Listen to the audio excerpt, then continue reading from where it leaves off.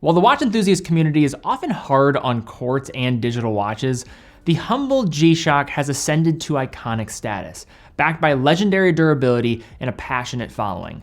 With millions of G-Shocks being sold around the world in hundreds of model variations, it can be difficult to know where to start. Though at the near top of the short list is the watch that we have here today, the GWM5610U, a resin case digital watch that delivers about as much as you could ask for a G-Shock with a familiar look that has helped establish G-Shock's legendary status. Starting with just a bit of background, unlike many watches and brands we cover on this channel that measure their heritage in centuries, the humble Casio G-Shock has a decidedly more abbreviated history dating back to the early 1980s. Designed by Casio engineer Kiko Ibe, he had his aha moment in designing the case construction from seeing a child bouncing a rubber ball.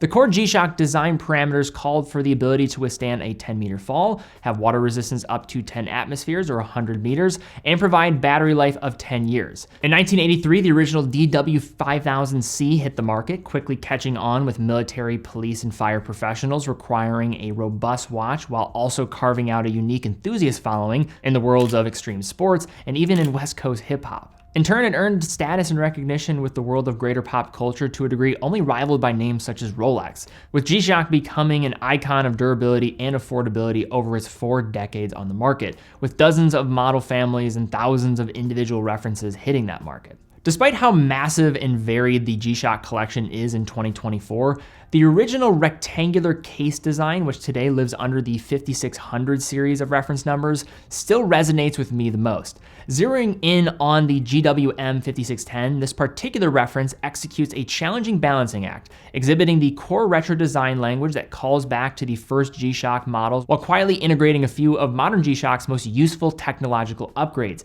namely solar charging and radio-controlled atomic timekeeping. Now, before diving into the exhaustive feature set, it's also important to call out that we're concentrating on the most current GWM5610U, with the U indicating the most recent update to the specific reference. Visually, the older non-U 5610s and the new 5610U are almost identical, but the new model does bring in the new white LED for its backlight as opposed to the former green electroluminescent light. In addition, there are a slew of subtle changes to the caliber's functionality. The U also is produced in Thailand as opposed to China for the older model, and you also will see a small little change in the text on the display itself. There are definitely more comprehensive guides to the differences between the old and the new 5610 variants out there, but I wanted to mention the major points in case any of these aspects are important to you. If you're buying the 5610 in the US or virtually anywhere else and it isn't new old stock, you'll most likely be getting the newer U model, whether it's indicated on the product page or not. And we'll concentrate on the functionality of the newest version in this video. And if you're unsure what you're looking at, or say you own one of these watches or are looking at a watch online,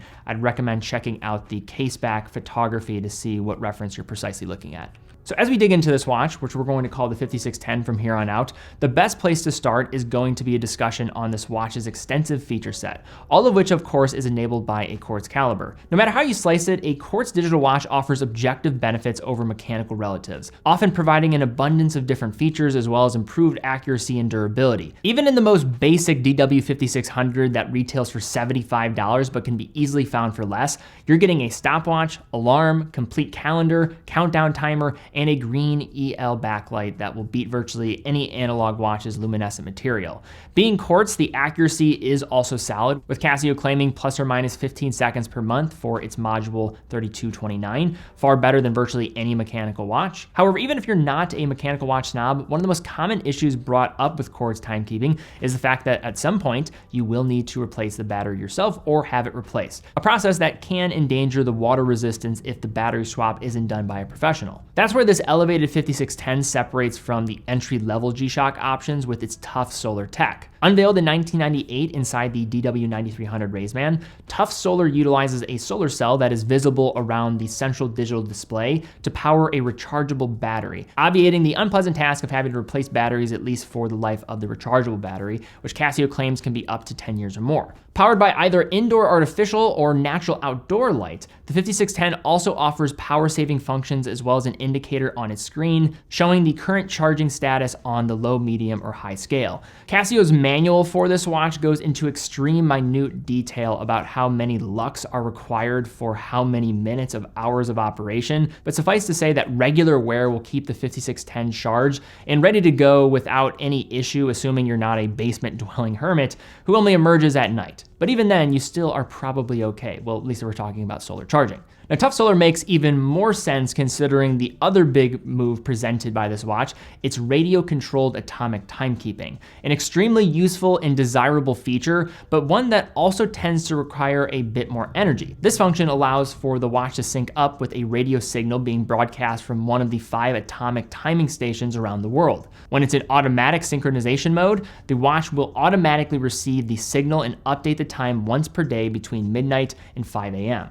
At initial setup, you can also force the sync process to avoid having to manually enter the time in the traditional fashion, which is also always an option should you be out of range of any of the 5 global atomic timing stations, including North America's location in Fort Collins, Colorado. The very first time setting up the watch will include setting your home city location and establishing whether or not you'll want to abide by daylight savings time, tasks that will likely include some time spent with the manual. But after that, this becomes a watch you virtually don't have to think about ever again.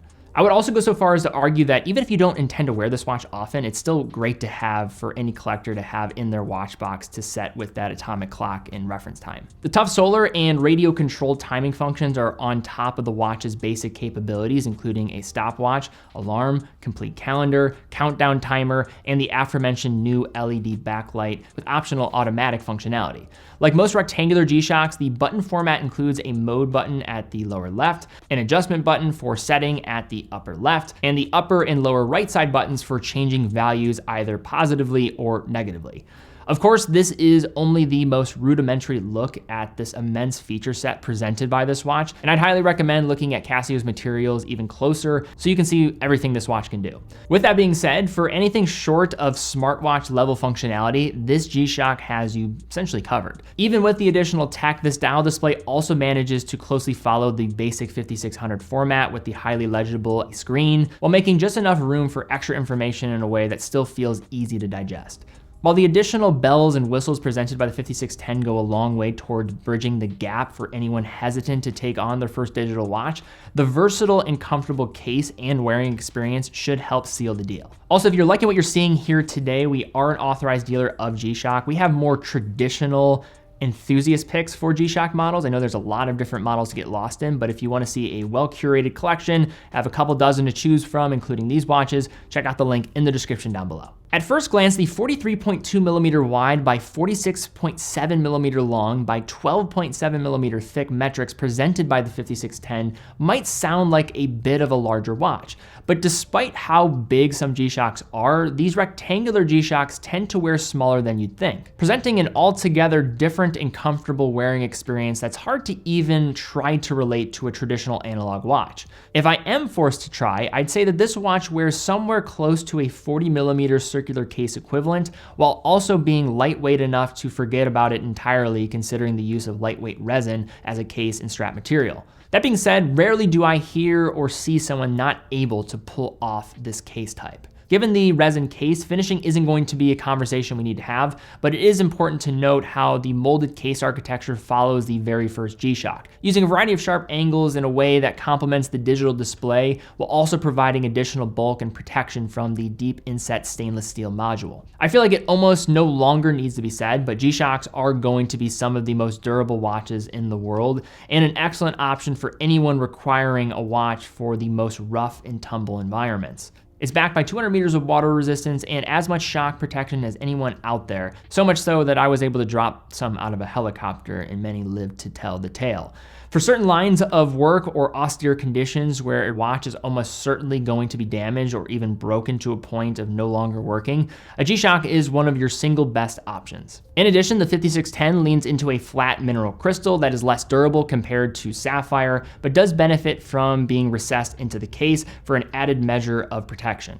Another great thing about the G-Shock design format is that even if you did truly wreck the resin shroud or the strap, Replacements are easily and cheaply available directly from Casio, as well as the entire world of modders out there on the internet. One of our team members, Ben, is a former commercial diver and often wore his own 5610, which is the older non-U version, while working underwater.